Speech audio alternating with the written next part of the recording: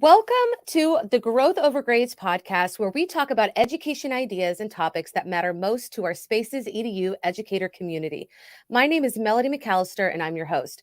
At the beginning of each episode, I like to feature an amazing educator in our community. This week, I want to give a shout out to educator and speaker Stephanie Crawford. She does amazing work. This is what happens. I apologize for that. She does amazing work with sketchnoting, which is how I first started seeing her work. And she's an advocate for autistic people and students. And she is always willing to share what she learns. Thank you for being part of our Spaces EDU community, Stephanie. And Stephanie is a big fan of our guest today.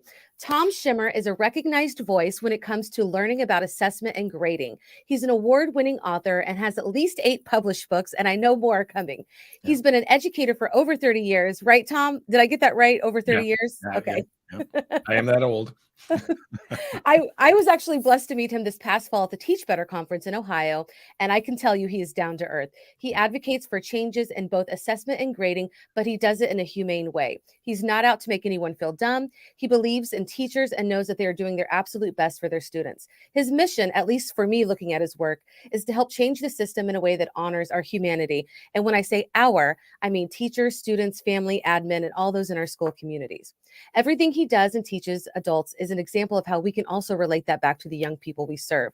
I am personally encouraged by your work, Tom, including your podcast. How are you today? And can you tell us a little bit about your background? Well, I'm probably 95% good this morning. Good morning, Mel. Thanks for having me. As you can hear, I probably have a little bit of a throat thing that's emerged this week from workshopping and traveling and all of that, but I feel fantastic. It's just a little bit stuck in the throat here. So I apologize for that, but I've got the energy for this morning anyway. So I just sound different than I normally do. Yeah. My background, as you said, more than 30, this is my 32nd year in education. I started teaching in 1991. I was a high school history teacher. I spent 7 years as a classroom teacher, then 11 years as a school-based administrator. And in those 18 years, split evenly between the middle school and the high school level. In 2009, I was appointed to a central office position. I spent 2 years there. And in 2011, decided to resign from my job. It coincided with my first book being published in May of 2011 called 10 Things That Matter from Assessment to Grading. And as I say, the rest is history. The last 12 years has been working as a speaker, author, consultant, and really supporting teachers and supporting schools in the work that they're doing in transforming the culture around assessment and grading in their schools. I love that so much.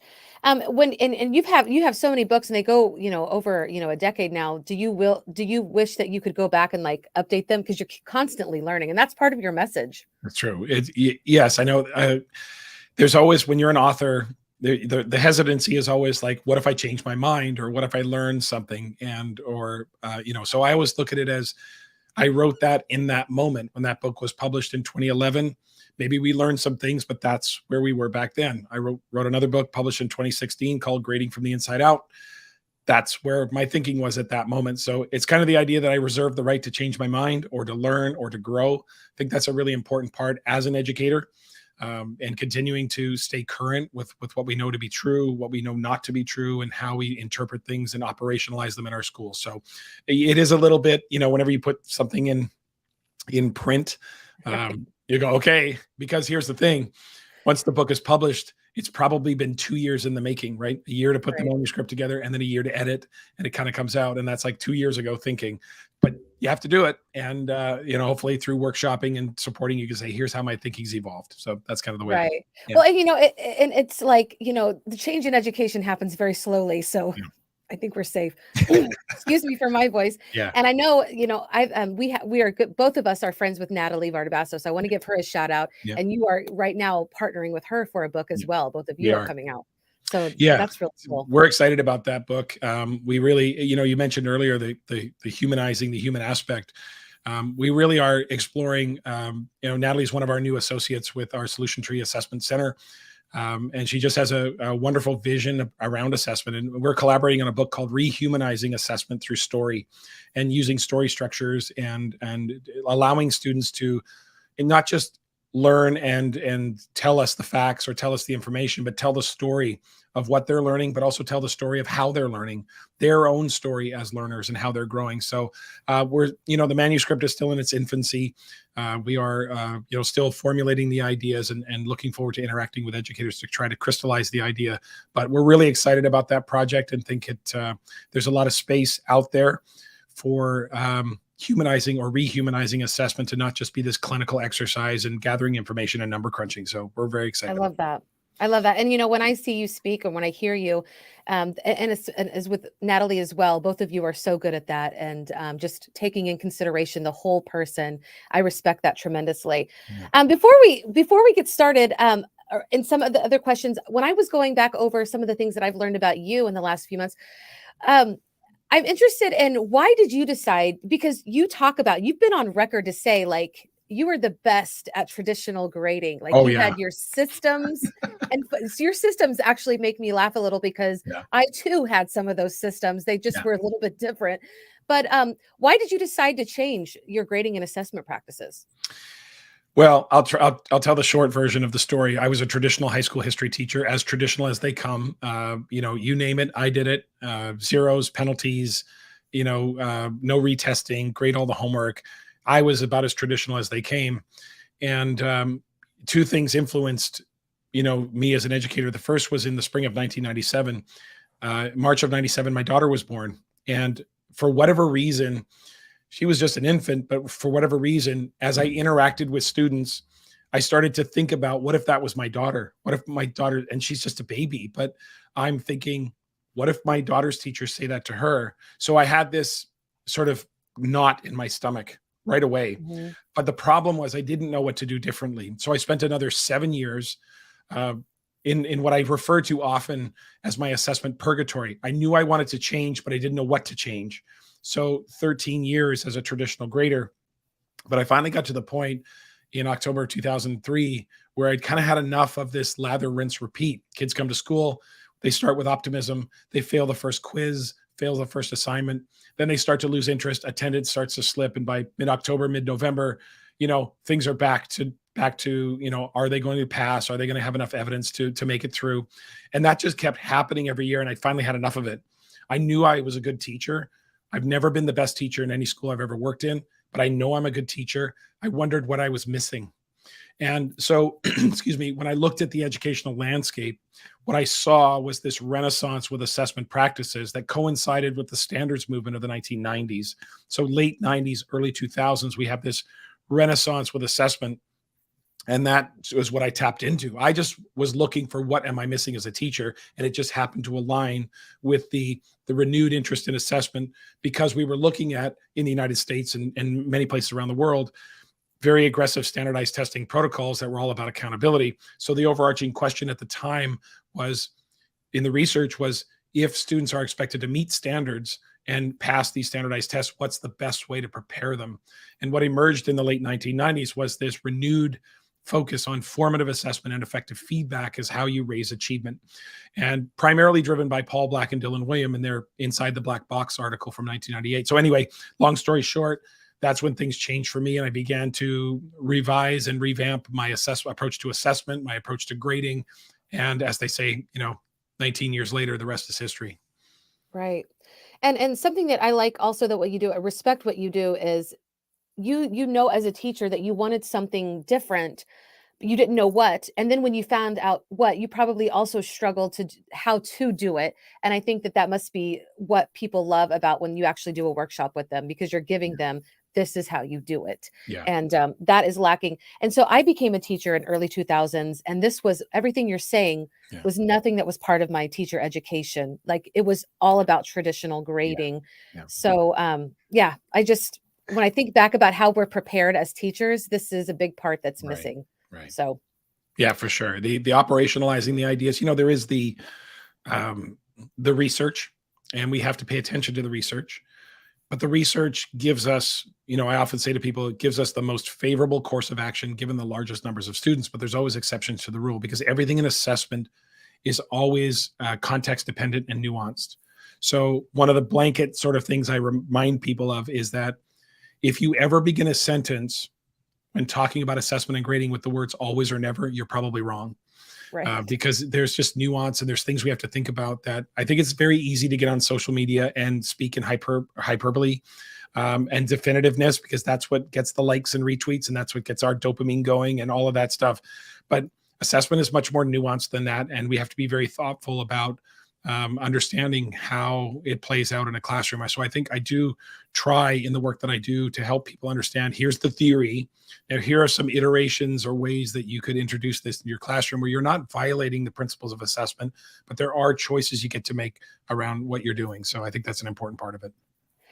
And that brings us to this next question, because I've had guests on the show. They are actually going gradeless. I Yeah. have teacher friends that are going gradeless. You and I have talked, and you're not against gradeless, but you also bring to the table the reality, and you are able to like bring both sides to the table. And I love that about you, because honestly, like you just said, the always and Yeah. never Right. usually is more divisive than unifying. So what is your take on, like, why can't we go gradeless? Well, you can. Okay. So, Mel, it's funny because whenever you argue, whenever you come up the middle on an issue, you end up trying to defend yourself against both sides. Right. It's like and you can go gradeless in the sense that let's take the view from 30,000 feet. There's unanimous agreement in academia that says feedback is how you raise achievement. Now, the concern, of course, is if you combine grades with feedback, there is the chance that a student will look at the grade and settle for the score, or the opposite. So they may look at the score or the level. Let's say they're a level 3, and you give them feedback on how they can get to a level 4, and they look at you and say, "Well, I'm good with the 3." So they've ignored your feedback and they haven't immersed themselves in their work. So they've deemed your feedback to be unnecessary. You could also have a situation where you rate a student at a 1 on a 4-level scale, and they look at your feedback as undesirable because they already see the score, they see that they suck, and they don't want to read about it. So the efficacy here is, or advocacy, I should say, is that if you're leveraging feedback is often most effective in absence of grades and scores. So the idea of going gradeless is really the idea of reducing the grades that we assign and emphasizing feedback, which I would never be against. I do think at times the assertions are a bit hyperbolic, because there's always a point of verification. I think we become a little bit dismissive of our expertise in our profession, because one of the primary responsibilities of an educator is to ensure that learning has occurred, and to be able to remember their minors, the public, if you're in a public system, the parents or families, stakeholders, they have a right to know the degree to which the system is serving its constituents, if you will. Right. So my mantra is often assess because you have to, and that's how we give feedback, and only grade when you need to, when it's time to verify the degree to which a student has met the learning goal. And there are always going to be report cards and things like this. So as far as gradeless is concerned, I would never be critical of anybody who is emphasizing feedback and de-emphasizing scores, because scores aren't informative, and especially percentage scores are even less informative, because just very quickly, because a percentage score will never account for the type of error that a student made, right? You can have two students that have a 7 out of 10 on an assessment. One student left 3 questions blank. The other answered all 10 questions and made 3 simple mistakes. They're not the same, even though they would both have a 70%. So I'm never going to be critical of anyone who emphasizes feedback over scores, because It is how you raise achievement is through feedback. The causal relationship, and this is where the hyperbole comes in. Mhm. A causal relationship, grades stop learning, that has never been proven in the research. That is a hyperbolic statement. So Mm. because there's just nuances to the research that most people cite. But view from 30,000 feet, I would never criticize anybody who's emphasizing feedback and de-emphasizing scores. So you can maybe separate the words, grade less, and maybe I'd add the word much, grade much less, and emphasize feedback and how we advance learning. And I gotta say, I mean, I feel kind of convicted right now because, when I'm in the classroom, I thought having like 20 scores in each subject, and for a Oh while I yeah, was doing like, as a fifth grade teacher, the in all the classes, what do you call yeah, that? yeah. Self-contained, and I'm like, I wanted to have like 20 grades for each thing because I Of thought that course. that gave a better picture. Right. But really, it never had anything to do with mastery or redoing, reassessing, any of that. Yeah. And like you have said and been on record saying, that teachers are doing the very best that they can in Yeah. hopes that they're helping students. Yeah. But honestly, we get it wrong all the time, Yeah. even when we are good teachers. For So I sure. appreciate that. There's that old farmer's adage. Maybe I don't know how this will land with people, but you don't fatten the pig by continually weighing it, right? So it's the Mhm. idea that you've got to feed the learning, and then every once in a while you've got to verify and report to other people. And I think we can find a balance there. I just think there's a lot of conversation out there about the going gradeless, and everybody's talking the same language, and everybody is emphasizing the same thing. It may be branded differently. It may be something where there's nuances and differences between how we talk about things, but I think we got to stop kind of the internal battles, because we're all talking about feedback, we're all talking about advancing learning, we're all talking about kids, and that's what this is all about. So instead of trying to carve out our niche or our brand or our terminology and say, well, you're not really because we do this, or I just think that's counterproductive. We spend too much time being divisive, and I think we need to come together and realize that we are just focused on helping students do well, and that's where we can all agree. Agreed. I love that. Yeah. And so this is we're coming to the I can't wait to ask you this question because this All is right. going to be a little bit different. We've talked about what others, say, what we agree with or disagree, but this is the meat of what we're talking about today. What does hope, efficacy, achievement mean, and how can it help teachers and students in assessment? This is a big part of the work I do with my colleagues, Cassandra and Nicole. A shout out to Cassandra Erkins and Nicole Dimich, who are my colleagues with our Solution Tree Assessment Center. When we came together in 2014 as a team and began to conceptualize our framework, we didn't invent, I want to be clear, we didn't invent assessment practices, okay? But what we did is we talked about what are the six, well, we didn't say six, we said, what are the assessment tenets that are timeless, that will always be applicable for teachers. And so we went through a process of culling the research and looking at what is necessary that seamlessly sort of projects through the years. We landed on six, and very quickly they are assessment purpose, assessment architecture, interpreting assessment results, communicating assessment results, instructional agility, making instructional maneuvers, and ultimately student investment. But so those are the six technical side of assessment. But we also have come to realize that what often gets lost in this assessment conversation, which can feel very clinical and be discussed very clinically, right, is that there is a human being on the other end of every assessment decision you make.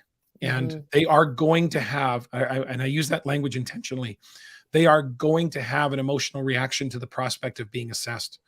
The question is, will that emotional reaction be productive or counterproductive? In other words, will they see assessment as something, as an opportunity to show what I know, or do they see assessment as something to be feared? So that emotional side. So when we talk about assessment, we know assessment's always been about achievement, but we know that through our assessment practices, not in spite of them, but through them, we can build both hope and efficacy. Hope, we often describe as the light at the end of the tunnel. Hope is about expectation. When I expect to eventually succeed, I have hope. So you can see that if our assessment result, our assessment practices result in a student feeling hopeless, that it's kind of over. It doesn't matter how technically sound you are with assessment, if they can't see the destination, if they can't see the light at the end of the tunnel. Efficacy is about belief. So when I have self-efficacy, I believe in myself, right? So hope is the light at the end of the tunnel. Efficacy is the belief that I can get there. And it's through our assessment practices, the sharing of learning intentions, the designing, the co-designing of assessment, architecture, and the ideas that, how students are going to demonstrate their learning. It's the co-creation of criteria, or how we interpret criteria, using rubrics to describe quality and helping students strive toward that, making those adjustments and all that. So we really do emphasize in our work the emotional side of assessment, especially grading, but also in the formative piece, where it's critical that we keep in the front of our minds that, as I said at the beginning, there is a human being on the other end of every assessment decision you make. And to lose sight of that is to maybe not see some of the impact that some of our choices can have on them. I mean, yes, yes. I mean, Thank you. I mean, I don't, I agree. I feel like so many decisions are Yeah. made without Yeah. thinking about the human being on Yeah. the other side of Totally. that. Totally. And what we're missing when we forget that, or when we don't even think about it. And I think that's why standardized testing leaves such a bad taste in all of Yes. us. And you Yes. have research to back this up, which is, thank you for that, Yeah. because we're missing so much in this process. And I don't know that it ever truly builds up Yeah. students in the way that we, imagine, or I Well, don't know. and one of the things that happen, and this is, one of the advantages of being old, Mel, is you have a perspective on how things have evolved, because I think that sometimes people forget that the renaissance with assessment practices that happened in the late 90s and the early 2000s, it coincided with the tech boom. And through the tech boom, what we got are all of these online grading programs and data Mm, programs. And so we started to go down the road, 20 years ago, et cetera, that, you know, data meant filling in a spreadsheet or numbers. And we had, we've never been more clinically efficient with how we gather data, because the technology has just advanced us in that way. But what it did was, in many places, if we weren't careful, is we lost the art of grading, the art of mhm. assessment, where we use our professional judgment and we begin to interact with students as part of a relationship, as opposed to just gathering information. So, to the defense of teachers, again, some of it is our doing. We lose sight of that emotional side, but some of it has been a part of that tech movement where grading programs came about. And whenever we mention the word data, we seem to always be talking about quantitative data and spreadsheets and graphs, which is a good thing too. I mean, everything in balance and everything in Right. moderation, right? It's like data, grades, and food, everything in moderation. it's Right. just one of those things where it all has a place, but we've got to stop swinging the pendulum and start just finding our balance with assessment. That's for sure. Love it. And that you guys are able to bring that all together, because obviously Yeah. we don't want to go backwards when we're Right. talking about the technology, but we Yeah. always want to have that human being, and the emotional, Yeah. all of that together. For sure. That's beautiful. Yeah. But as much as I believe in it, and I'm just thinking, wow, like, okay, I need to get this book. Do you receive any pushback on this? All the I know time. you do. All the That's why I'm time. laughing. Um, yeah, assessment is very personal for people. And one of the things, there's a few things I've noticed over the years. So this might be sort of some random thoughts, but most of us have had limited training in assessment, and even Mm, less training in grading. So what ends up happening is we end up making our own choices around how we're going to grade or how we're going to assess. And and I separate those two, but really grading is assessment, right? And this is one of the right. things, I'm a bit of a tangent here, but assessment just means you're gathering information about student learning, right? Yes. You either then prioritize the formative purpose, which would be to prioritize feedback and next steps in learning and all of that, or you prioritize the summative purpose, which is to verify the degree to which a student has met the learning goal. That's grading, but grading is assessment. So what I try to remind people of is, you don't just get to make up the rules around grading. You have to follow sound assessment principles. If, and this is the way I phrase it, Mel, if you don't care about accurately reporting student achievement, then do whatever you want. But if you care about accurately reporting achievement, and I know teachers do, then we have rules and principles we have to follow. So the pushback often comes in the assessment piece, and especially the grading piece, because what happens is, when we make those personal choices, these these grading practices, not they aren't just what we do, they become who we are. They become my identity. And Adam Grant talks a lot about this in his book, Think Again, about how it's really hard for us to question ourselves because we actually, it makes the world unpredictable. And we don't like that unpredictability, if you will. And it becomes, we start to question our identity. So we take it very personally, right? So if you want to get pushback, go to any high school and talk grading reform.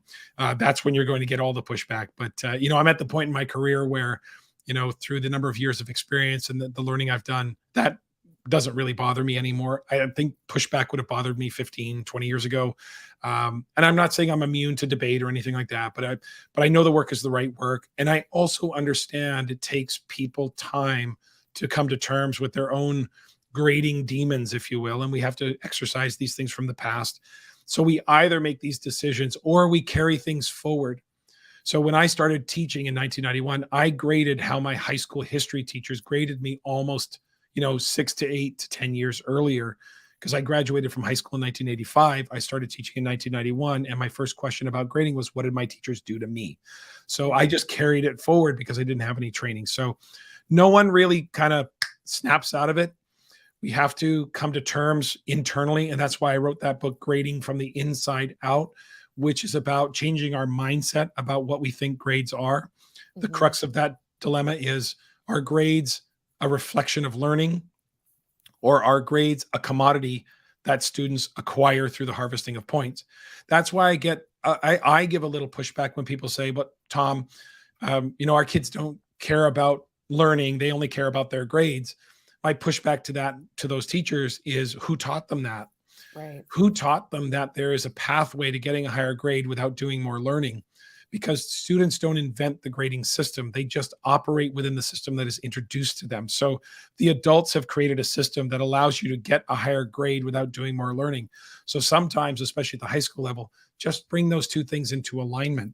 When getting a higher grade only means understanding more, having a deeper understanding, being more sophisticated, whatever that might be, then who cares if they say, how do I get an A? You have to show more, you have to do more, you have to learn more. So I think sometimes we're fighting an unnecessary battle in places that I think are lower yield. It's really hard to look at a high school kid and say, it's not about your grades, when they know grades are how they get into college. Right. So we have to maintain some credibility. I think if you bring those two things into alignment, so that's what people have to come to terms with. And I know it takes time. So the way that I approach this work, Mel, is we have to have some urgency for the ideas. Traditional grading has run its course. It's over. The sun has set, just like Blockbuster. The sun has set on traditional grading. Don't say it. I know. But we have to also simultaneously exercise patience with people. Yes. So urgency for the ideas, patience with people, to allow them a chance to come to terms with how they're feeling, how they're letting go of some old practices, and how they can continue to build themselves back up, to renew themselves as a teacher and feel invigorated about the work instead of put upon. I love that. And you answer people's questions, like they're valid, because we're never going to get anywhere if we don't just, like you said, be patient with people. And I love your message. I'm so glad that you joined me today, even with your voice. I know you're talking all the time. So I don't normally appreciate, sound like this. So, you sound fine, but I know you. that I know how it feels to not have your full voice, but I love everything that you've shared today. And if you're listening, I will have everything in the show notes, all of Tom's books, his podcast link, just more how you can follow him on Twitter and Instagram. But before we go, Tom, and again, I'm just so honored and thrilled that you joined me today. And this doesn't have to have anything to do with what we've been talking about, just you as a person, as an educator, or it can have everything to do with it. It's your choice. But what is one piece of wisdom you'd like to share with other educators? Wow, it's a lot. Can I have two? Yes. All right, I'm going to do two. The first piece of wisdom would be the culmination of my 32 years, which would be this. On the technical side, I tend to always do this, the technical side, the emotional side. Technically, investing in your understanding of sound assessment practices is going to be the most efficient and effective professional investment you'll ever make. There is not one thing of substance in a school that is not touched by sound assessment practices. It doesn't matter what you're thinking about, whether you're a professional learning community implementing RTI or an MTSS 3-tiered framework. Everything is contingent upon having reliable information upon which to make those decisions. So you will never, as an educator, go wrong by deepening your understanding of assessment, because that's how we're going to teach students to self-assess and be invested in their learning. I always remind people the work around assessment is not about your expertise. Your end game is developing your expertise so you can teach the students how to do this for themselves. So that's one. And I could go on about that, but I'll stop because I know we're pressed for time here. The other one is just continue to remind yourself about the level of empathy we need to have for our students post-pandemic. There was a study that just came out. I saw it on the web. I think I saw it on CNN or something like that.